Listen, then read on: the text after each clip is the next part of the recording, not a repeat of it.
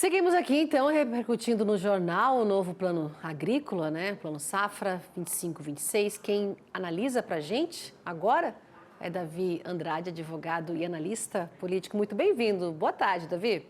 Boa tarde, Simone. Boa tarde a todos. Um prazer. Prazer é todo nosso aqui. Vamos lá, então, né? Números divulgados, 516 bilhões para o financiamento da agricultura empresarial, juros de 8% a 14%, 89 bilhões com 78, um pouco mais de 78 bilhões aí para o PRONAF, que é o Programa Nacional de Fortalecimento da Agricultura. Com esse plano Safra, o produtor ele consegue financiar a sua produção, Davi? Simone, assim, é uma ficção, é um plano marqueteiro, né? O que a gente viu, na verdade, aí números que seriam grandes, né? Mas sob o controle do governo, sob o controle de juros subsidiado, nós temos apenas 22% desse número que foi apresentado. Então, o que de fato o governo tem algum controle é 22% desse plano safra. O resto é operação de mercado, é operação a taxa livre, né? Com Selic a 15%. Algumas das operações podendo ter juros de 2% ao mês. Então, é como se o governo estivesse dizendo que operações bancárias no curso normal dos negócios seria um incentivo à agricultura e nós sabemos que não é. Então, nós temos apenas uma pequena parcela, isso é bom que se observe. O presidente da FPA, inclusive, trouxe isso muito à luz, foi muito claro o discurso dele, e eu endosso. Apenas pequena parcela desse plano safra tem juros subsidiado. O resto é operação de mercado, Simone. E operação de mercado num ambiente de Selic a 15, né? Segundo juros positivos maior do mundo, Selic a 15. Então não tem nada de incentivo nesse plano safra, absolutamente nada. Apenas uma pequena parcela subsidiada pelo governo e ainda com juros mais elevados por conta do arroxo da taxa Selic, né, Simone? Davi, o financiamento ele pode vir, né, via plano pro produtor, né, pode vir via plano safra, como a gente está vendo agora, o mercado, né, com juros livres, operação financeira via barter também, quando o produtor ele troca a sua produção futura aí por insumos, não é? Então, nesse caso, com os recursos de fato, com os recursos controlados, essa pequena parte que você coloca aí, recursos livres, então, de mercado inviáveis aí para a produção? Imagino que sim, porque nós estamos num ambiente de juros altíssimo, né? Então, quem se financia com juros de mercado e operações bancárias no curso normal dos negócios, nós estamos falando aí de juros de 2% a 3% ao mês. É isso que está sendo praticado pelo sistema bancário. E concreto muito difícil, porque não há também recurso suficiente no mercado para financiar não só o agro, mas o setor produtivo como um todo, né? Há míngua de recursos para financiamento do setor produtivo no Brasil. Isso por quê? Efetivamente porque o governo compete com o setor privado no mercado de juros. Como o governo gasta descontroladamente, né? A política fiscal não existe, então o governo gasta muito, tem que se financiar no mercado, tem que buscar dinheiro no mercado e busca como? Oferecendo juros. Como o risco do governo é alto, os juros aumentam. Então, o governo compete com o mercado produtivo pela taxa de juros. O Banco Central tem que regular essa taxa para cima, por conta da política fiscal do governo, desse descontrole fiscal, e vira essa confusão, né?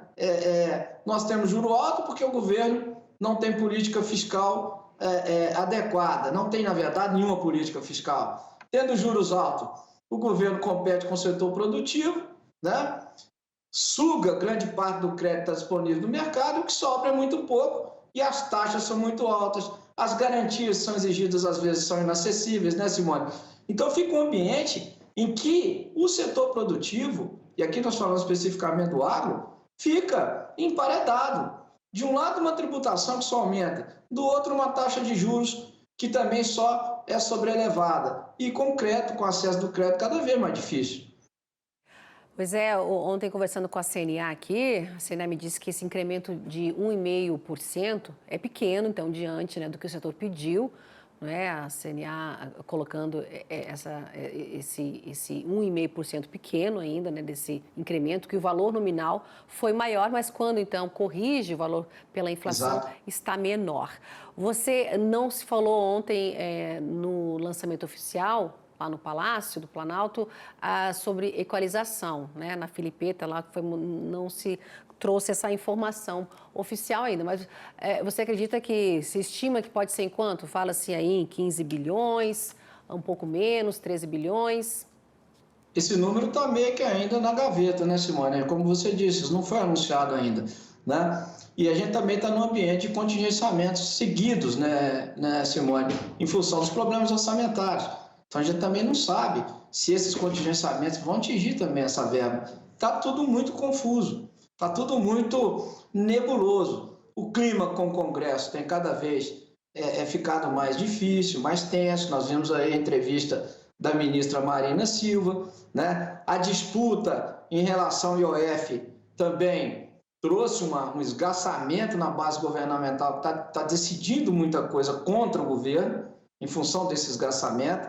Sabemos que, por exemplo, essa disputa do IOF vai para o Supremo e o IOF atinge também diretamente o agro naqueles títulos que financiam o agronegócio. Então, nós temos elementos aí, né, Simone, muito confusos. Está tudo muito nebuloso. E quem perde com isso? O produtor, é o empreendedor. Sem segurança, né? Sem visão de curto ou médio prazo para os seus negócios. Não há uma linearidade, não há uma visão para que o produtor rural, em específico o produtor rural, se planeje. Isso é muito ruim, né, Simone, para o ambiente de negócio. Diante disso que você coloca na tua análise aí, Davi, recursos mais limitados, reduz a capacidade aí do setor? Reduz terrivelmente, porque é um setor que depende de crédito, né, Simone? Depende de seguro. Cadê o seguro rural? Né? Cadê o seguro rural? Depende de seguro. É uma produção a céu aberto.